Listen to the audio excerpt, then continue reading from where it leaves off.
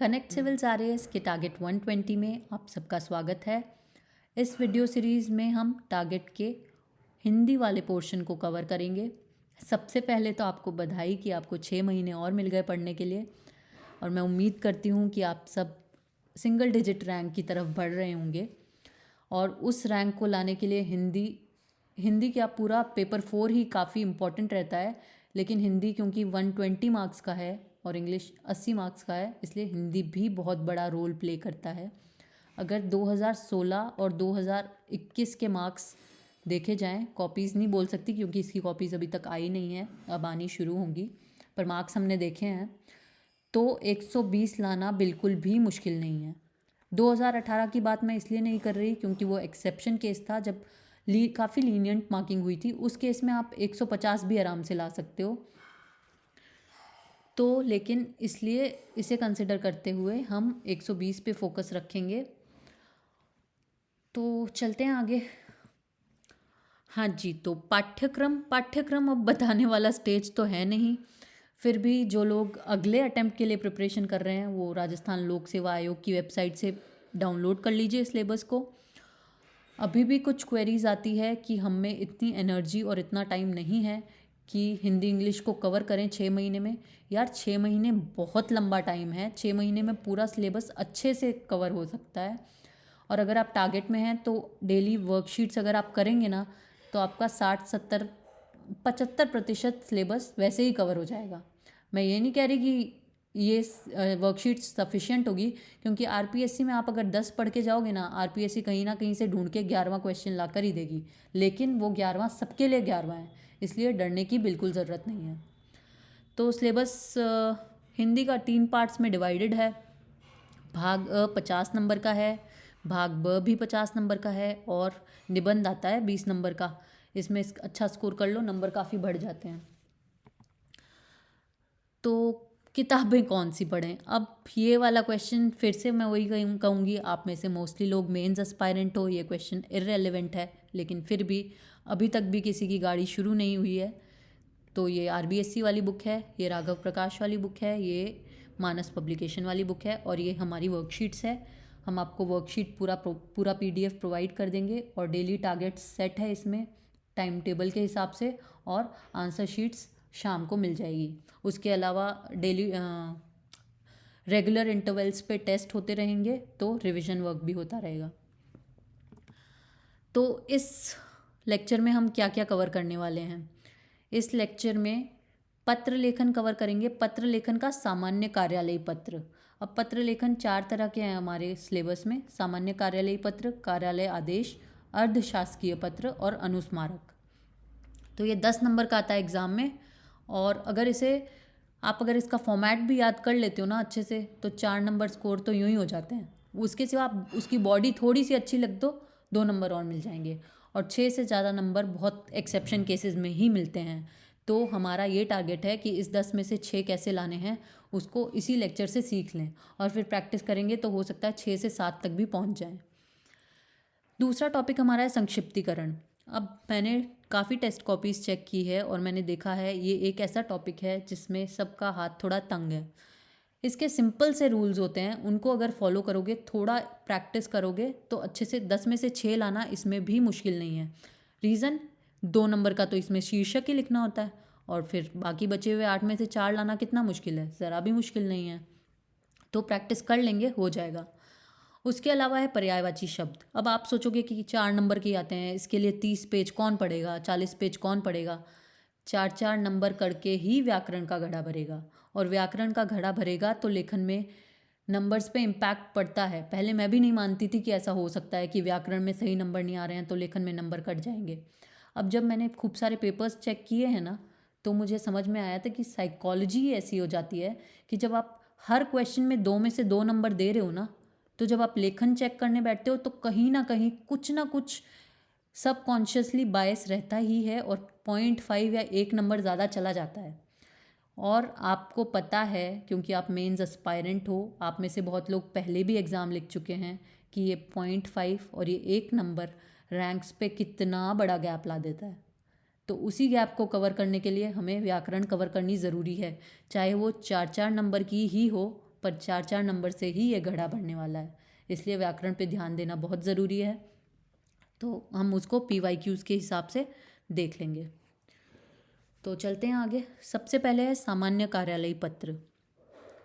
सामान्य कार्यालयी पत्र 2 तरह के होते हैं। देखो भाई, चिट्ठियाँ तो हम सब ने किसी ना किसी फॉर्मेट में लिखी ही है। अब आजकल व्हाट्सएप या फिर इंस्टा वाला ज़माना है, तो फिर टेलीग्राम का हो गया, तो सब लोग ऑनलाइन चिट्ठियाँ भेज देते हैं। लेकिन ये वाली चिट्ठियाँ लिखने का अपना ही एक क्रेज़ था।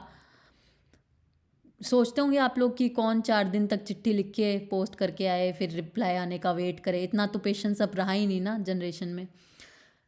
क्यों भाई, जब व्हाट्सएप पे मैसेज करते हो तो रिप्लाई नहीं आता, तो कई दिन तक वेट करते हो, या ब्लॉक हो जाते हो तो भी वेट करते हो। तो यार ये चिट्ठी भी लिख के देख लो। अब तो मौका दस्तूर सब आने वाला भी है, कोशिश कर लो। हिंदी की प्रैक्टिस करने के लिए लिख लो, किसी कार्यालय को ही लिख दो। तो सामान्य कार्यालय पत्र 2 तरह के होते हैं। व्यक्ति द्वारा कार्यालय को, अब व्यक्ति कार्यालय को क्यों चिट्ठी लिखेगा? कोई तरह का आवेदन करना है, कोई तरह की प्रार्थना करनी है, या किसी चीज़ की शिकायत देनी है। हमारे मोहल्ले में गड्ढे हो गए हैं रोड पे, उनको सही करवाओ, कोई सही नहीं करवा रहा, कोई सुन नहीं रहा, ये सब शिकायतें करनी है। तो उसके लिए व्यक्ति या व्यक्तियों का समूह भी किसी कार्यालय को चिट्ठी लिखता है, तो वो कार्यालयी पत्र होता है। उसके अलावा किसी एक कार्यालय से किसी दूसरे कार्यालय को चिट्ठी जारी है, तो वो कार्यालय से कार्यालय को कहलाती है। ये है इसका फॉर्मेट, बहुत सिंपल फॉर्मेट है। इसको थोड़ा सा ध्यान में रख लेंगे तो जैसा कि मैंने पहले भी बोला, 10 में से 4 लाने बिल्कुल आसान है, क्योंकि फॉर्मेट के नंबर मैं आपको कॉपीज़, पुरानी कॉपीज़ दिखा दूंगी कि जिन्होंने सिर्फ फॉर्मेट लिखा है और बॉडी में कुछ ज़्यादा अच्छी लैंग्वेज नहीं लिखी है, उनको भी 10 में से 4 आराम से मिल गए। तो जो व्यक्ति या व्यक्तियों द्वारा कार्यालय को लिखा जाए वो वाला पत्र अब हम देखते हैं। तो सबसे पहले है प्रेषक का नाम और पता। अब तहजीब हाफिज साहब कहते हैं कि ये ज्योग्राफिया, ये फ़लसफ़ा, साइकोलॉजी, रियाजी वगैरह ये सब जानना भी ज़रूरी है, पर क्या उसके घर का पता जानते हो? उसके घर का पता जानना बिल्कुल भी ज़रूरी नहीं है। इनफैक्ट उसके घर का पता अगर आपको पता हो तो भी भूल जाना, क्योंकि यहाँ पे हमको क ख ग ही लिखना है। नाम में भी क ख ग लिखना है, यहाँ अ ब स लिख देना, पता लिखने की कोई ज़रूरत नहीं है। अनलेस एंड अनटिल क्वेश्चन में मेंशन किया हुआ है कि ये एड्रेस है, तब तक आप नहीं लगाएंगे अपना एड्रेस। और नाम तो बिल्कुल भी लिख ही मत देना, क ख ग ही लिखना है।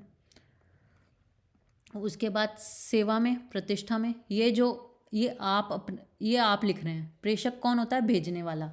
प्रेषित कौन होता है? जिसको चिट्ठी भेजी जाती है वो। तो इनका नाम लिखेंगे, पद का नाम लिखेंगे, कार्यालय का नाम लिखेंगे और इनका पता लिखेंगे। ठीक है।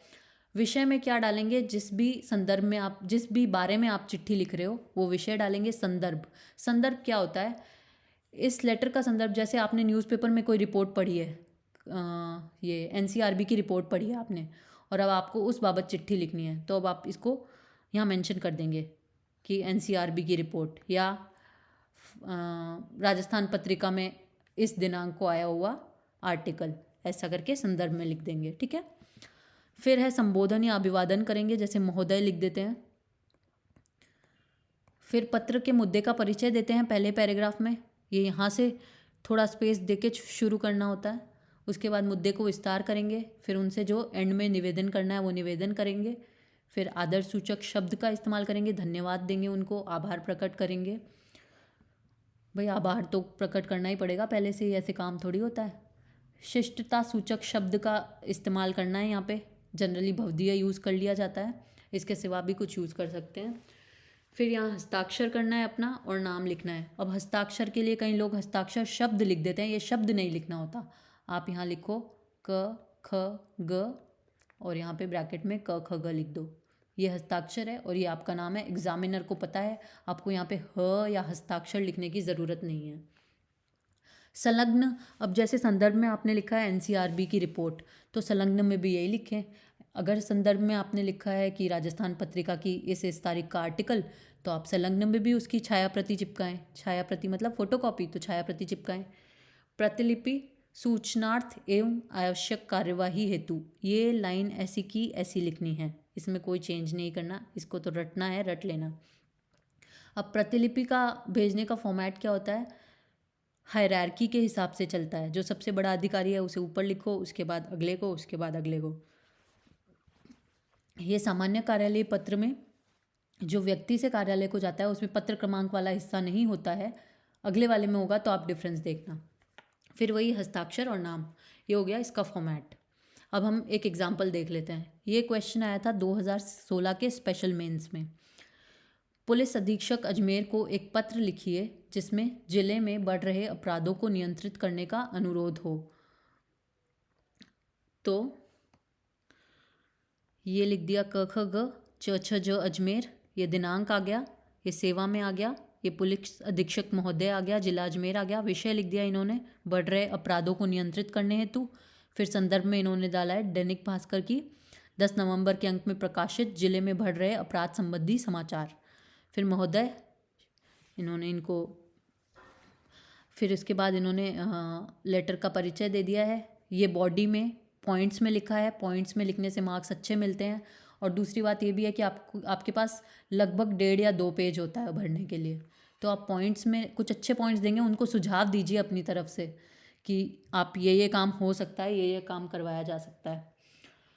तो ये देख लीजिए। और उसके बाद प्रतिलिपि संलग्न में फिर से ये जो छाया प्रतियाँ हैं, सिर्फ दैनिक भास्कर संदर्भ में लगाया, लेकिन इन्होंने समाचार पत्रों में प्रकाशित समाचारों की छाया प्रतियाँ, इस बारे में अलग अलग समाचारों में प्रकाशित हुई होगी खबरें, तो उसकी छाया प्रतियाँ लगा दी। भवदीय हस्ताक्षर, अब ये हस्ताक्षर का ह मैंने इसलिए रहने दिया है ताकि आपको बता सकूँ कि इसको नहीं लगाना है। ह लिखने की ज़रूरत नहीं है, नाम शब्द लिखने की ज़रूरत नहीं है, यहाँ पे दिनांक शब्द लिखने की ज़रूरत नहीं होती। फिर ये प्रतिलिपि इन्होंने लगा दी है पुलिस महानिदेशक राजस्थान सरकार जयपुर। तो ये है व्यक्ति से कार्यालय को चिट्ठी। अब अगर आप सिर्फ ये सिंपल फॉर्मेट फॉलो कर लेते हैं यहाँ से यहाँ तक वाला, तो भी आपके 10 में से 4 आ जाएंगे। और अगर आप बॉडी अच्छी पत्र का जो विस्तार है वो अच्छा कर देते हैं तो 6 लाना बिल्कुल भी मुश्किल नहीं है। तो चलते हैं आगे। हाँ, तो भाई ये है सामान्य कार्यालय पत्र का दूसरी तरह का पत्र। इसमें सबसे इम्पोर्टेंट चीज़ है पत्र क्रमांक। तो कार्यालय से कार्यालय को जो लिखा जाता है, एक कार्यालय का पदाधिकारी दूसरे कार्यालय के पदाधिकारी को चिट्ठी लिखता है, उसे कार्यालय से कार्यालय को पत्र कहा जाता है। और इसमें पत्र क्रमांक सबसे ज़्यादा इम्पोर्टेंट होता है। अब पत्र क्रमांक में 6 हिस्से होते हैं। पत्रावली लिखते हैं, प ये लिखा हुआ रहता है, ये पत्रावली संख्या लिखते हैं। अब संख्या में आप कुछ भी लिख सकते हो, आप अपनी बर्थ डेट डाल दो, चाहे अगर आपको कुछ समझ नहीं आ रहा अपनी बर्थ डेट डाल दो, क्योंकि ये संख्या जब हम कार्यालय में जाएंगे ना तो हमें अपने आप समझ आ जाएगा कि क्या संख्याएं डालनी है। अभी के लिए आप कुछ भी डाल दो। फिर जिस विभाग से चिट्ठी जा रही है, ये राजस्थान विश्वविद्यालय से जा रही है, राजस्थान विश्वविद्यालय का वी लिख दिया। अब यहाँ पे उप विभाग की बात करनी है। उप विभाग में मोस्टली 3 तरह के उप विभाग आते हैं। एक तो लेखा जो भी अकाउंट से रिलेटेड होता है वो, एक होता है संस्थान। तो अगर आपको कुछ भी समझ नहीं आ रहा कि कौन से विभाग का नाम लिखना है तो आप लिख के छोड़ दो, ठीक है। अदरवाइज विभाग के हिसाब से आप कुछ भी लिख सकते हो। जैसे क्वेश्चन में पूछा गया है ना, उस हिसाब से आप अपने मन से बना के लिख दो। वर्ष में वर्ष डालना है आपका 2024 होगा। पत्र की डिस्पैच संख्या। अब मैं सबसे पहले 2 बातें बताना चाहती हूँ। एक कि हर डिस्ट्रिक्ट से, हर सब डिवीज़न से दूसरी सब डिवीज़न में अलग अलग फॉर्मेट चलता है। तो इस पत्र क्रमांक का कोई स्टैंडर्ड फॉर्मेट नहीं होता। तो अगर प्लस माइनस हो रहा है तो चिंता करने की बात नहीं है।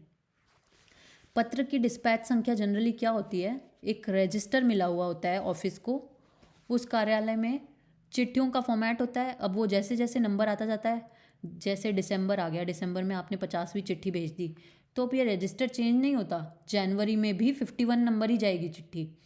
लेकिन क्योंकि हम एग्ज़ाम के लिए तैयारी कर रहे हैं तो पत्र की डिस्पैच संख्या में ये चीज़ ध्यान रखनी है कि अगर आप जनवरी में चिट्ठी लिख रहे हो तो देखो जनवरी से राजस्थान विश्वविद्यालय में कितनी चिट्ठियाँ चली गई होगी, 5 चिट्ठियाँ चली गई होगी, 10 चली गई होगी, तो आप 10 डाल दो। अब जैसे जिला कलेक्टर जयपुर है, तो जिला कलेक्टर के कार्यालय से 27-28 जनवरी को कितनी चिट्ठियाँ चली जाती? काफ़ी चली जाती, 100 लिख दो। और वही चिट्ठी अगर आप अक्टूबर में लिख रहे हो, आपका एग्ज़ाम हुआ जुलाई में, अगर वही चिट्ठियाँ आप जुलाई में लिख रहे हो तो लगभग जिला कलेक्टर का कार्यालय है तो 500 चिट्ठियाँ भी जा सकती है, तो आप वहाँ पे 500 डालेंगे। ठीक है। अब पत्रावली क्रमांक जो ऊपर आता है उसमें ये 500 लिखी जाती है, और जो नीचे के साइड आता है उसमें डिस्पैच संख्या बदल जाती है, वो प्रतिलिपि के हिसाब से होती है, वो मैं आपको आगे बताऊंगी। तो ये है ऑफिस से ऑफिस को जाने वाली चिट्ठी, ये इसका फॉर्मेट है। वही जैसा कि मैंने पहले कहा, अगर आप सिर्फ फॉर्मेट भी याद रख लेते हो ना तो 10 में से 4 नंबर आराम से ले आओगे। और इस फॉर्मेट में और पिछली चिट्ठी के फॉर्मेट में सबसे बड़ा और एक ही डिफरेंस है, वो ये है पत्र क्रमांक वाला। तो फॉर्मेट देख लेते हैं।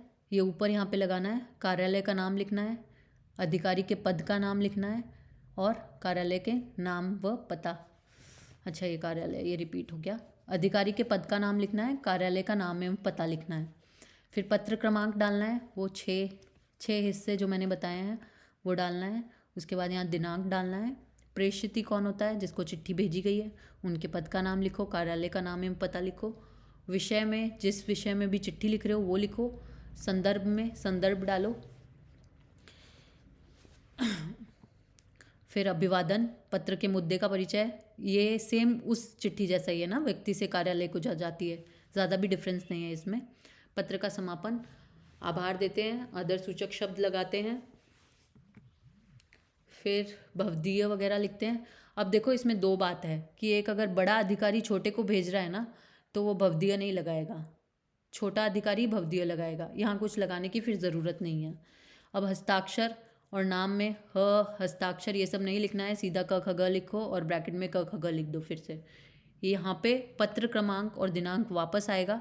अब यहाँ जो पत्र क्रमांक आएगा ना उसमें सपोज आपने ऊपर वाले में डिस्पैच संख्या लिखी है 500, तो इसमें आप प्रतिलिपि लगा रहे हैं 1 2 3 4 और 5वें नंबर पर रक्षित पत्रावली। ये रक्षित पत्रावली एंड में लिखना बहुत ज़रूरी है। ये क्या होती है? जो चिट्ठी का जो एक पत्र होता है जो उसी कार्यालय में सेव करके रखा जाता है उसे रक्षित पत्रावली कहते हैं, तो इसको इंक्लूड नहीं किया जाता। तो यहाँ से हम शुरू करेंगे 501, 502, 503, 504 और यहाँ रक्षित पत्रावली है, तो इस इधर डिस्पैच संख्या में लिखेंगे 501 से 504 तक। ठीक है। तो ऊपर वाले पत्र क्रमांक और नीचे वाले में यही फ़र्क होता है कि यहाँ पे जितनी आप प्रतिलिपियाँ लगा रहे हो उतनी ऐसे मेंशन करनी है। ठीक है। फिर वही हस्ताक्षर लिख दो और पद का नाम लिख दो। तो इसका भी एग्जाम्पल देख लेते हैं। ये 2021 के मेंस में आया हुआ क्वेश्चन है। ये जिला कलेक्टर लिख दिया जैसलमेर राजस्थान।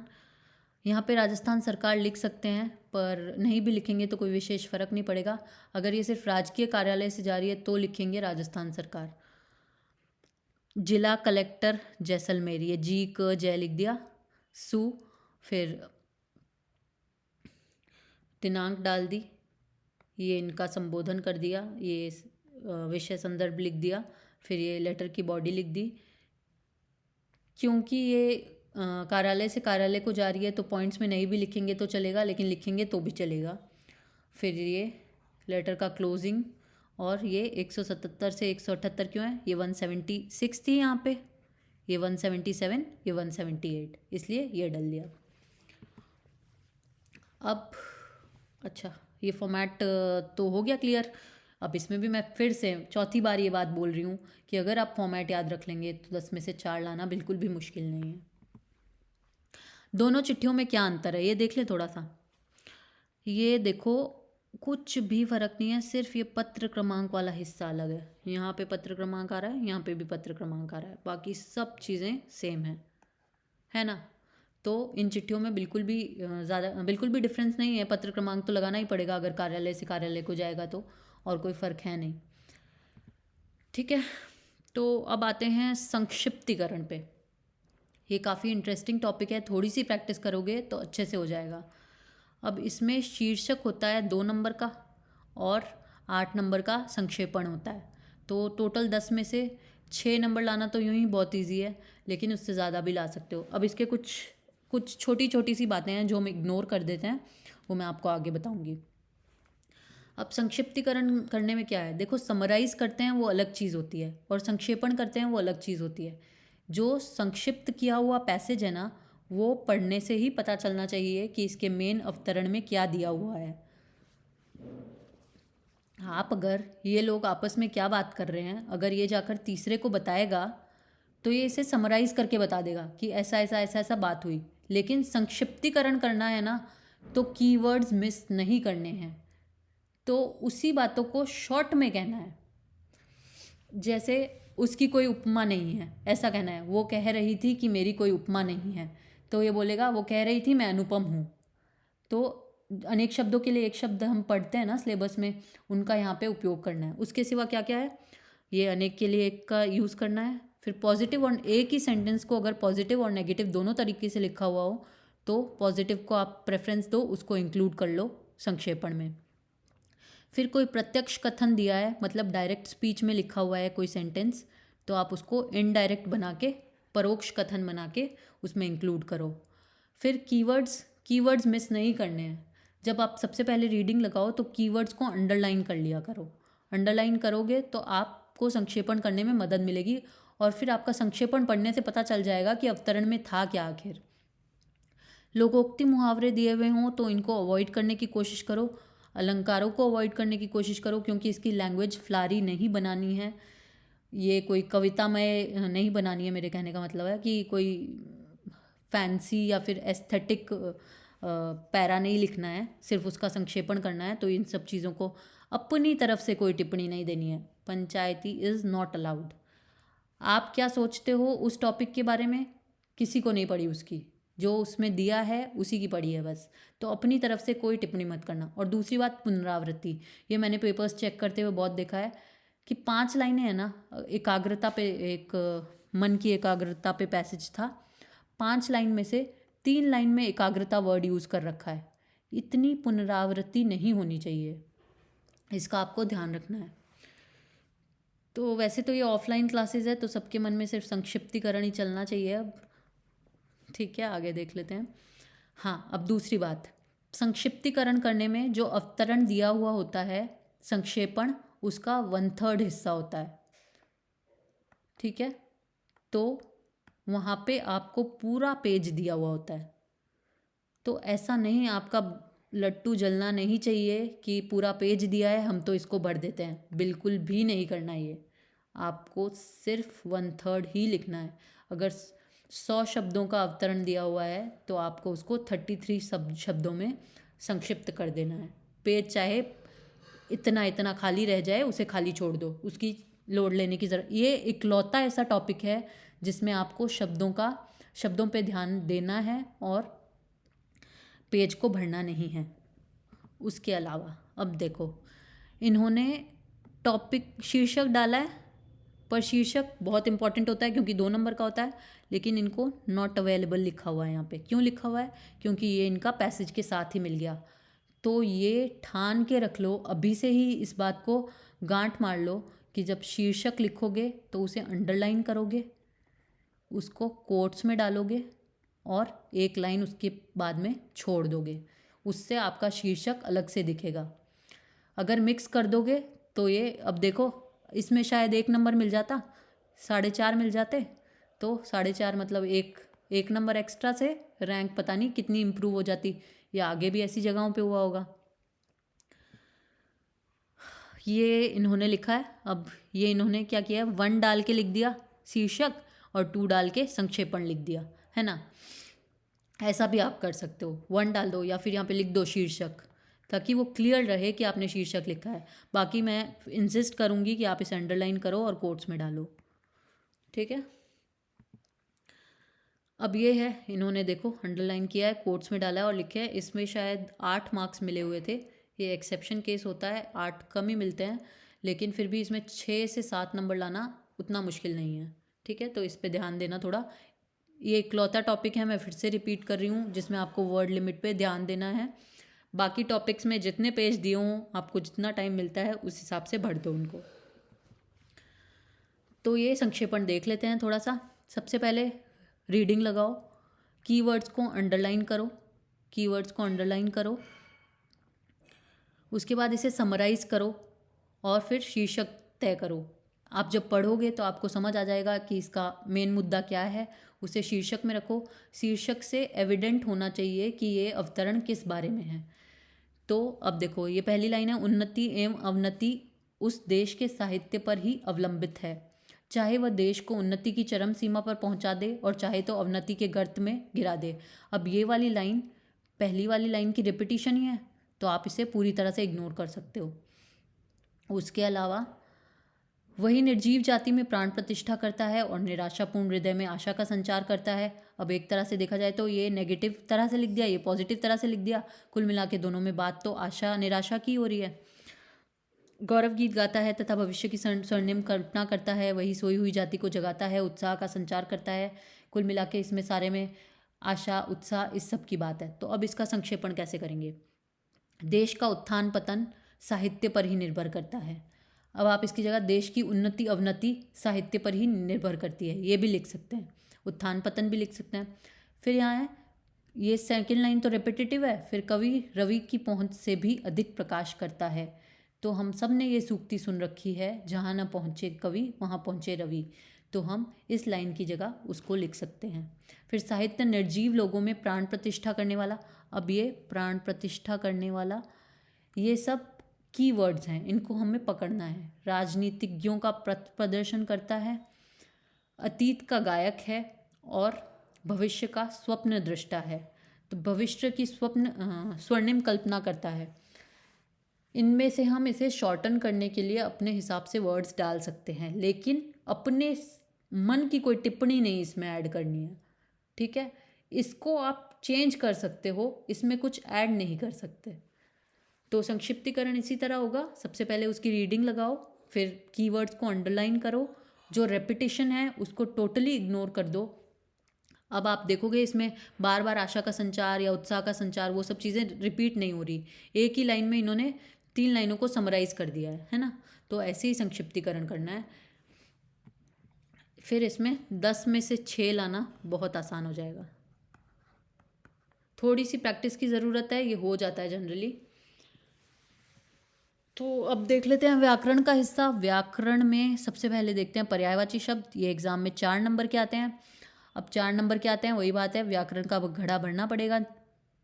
व्याकरण से घड़ा भरेगा तभी लेखन अच्छा हो पाएगा। और ये मैं अपने कॉपीज़ चेक करने के एक्सपीरियंस से बोल रही हूँ।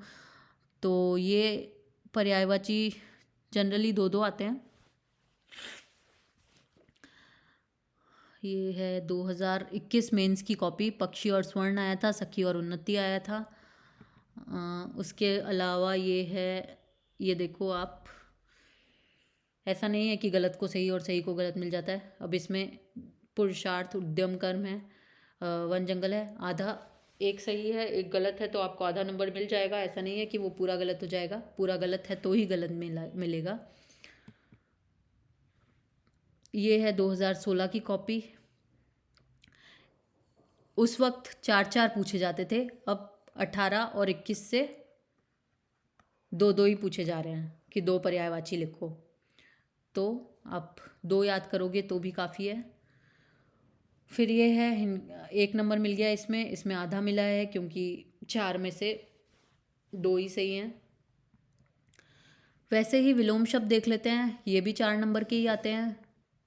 काफ़ी विलोम शब्द तो पर्यायवाची से इजी होते हैं वैसे याद करना, और कुछ तो ऐसे शब्द होते हैं जो बचपन से मुंह में रटे हुए रहते हैं।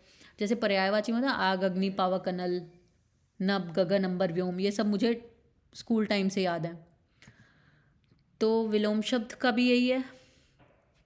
ये 2018 की कॉपी के हिस्से हैं। अब देखो सब सही किए हैं, आधा आधा नंबर मिल गया है। ऐसे ऐसे आप सोचो 2 में से 2 हर क्वेश्चन में ला रहे हो ना, तो आपके 50 में से बहुत, ऐसा नहीं है कि ये नामुमकिन है। मैंने टेस्ट में देखे हैं, बहुत सारे लोग 50 में से 48-49 स्कोर कर रहे हैं। उनको आप कुछ भी दे दो। सबसे बड़ी बात कि वो मुहावरों का प्रयोग बहुत सटीक कर रहे हैं। मुहावरों में वरना जनरली लोग कुछ भी सेंटेंस बना देते हैं, वो नहीं करना है। आप उनकी प्रैक्टिस करोगे तो अच्छे सेंटेंसेस बना पाओगे, वो हम आगे देखेंगे। तो आज की क्लास मोस्टली यही थी, पर्यायवाची, विलोम शब्द और 2 तरह के कार्यालयी पत्र। कोई भी आपको डाउट हो तो हम डाउट क्लास ले लेंगे बाद में। और उसके सिवा मैं उम्मीद करती हूँ कि कुछ इससे आपकी प्रिपरेशन को धक्का लगेगा और फटाफट गाड़ी स्पीड पकड़ लेगी। हमें 120 की तरफ जाना है, तो शुरू कर लेते हैं। वर्कशीट्स भी आपको अब दे दी जाएंगी, तो डाउट हो एक दूसरे का आंसर देखना, डाउट हो तो पूछ लेना। पूछोगे नहीं तब तक जवाब नहीं मिलेगा, जवाब नहीं मिलेगा तब तक उस बात का कोई रेजोल्यूशन नहीं होगा। ठीक है, कोई भी डाउट हो तो पूछ लेना। Feel free to ask us and study well. That's it, thank you.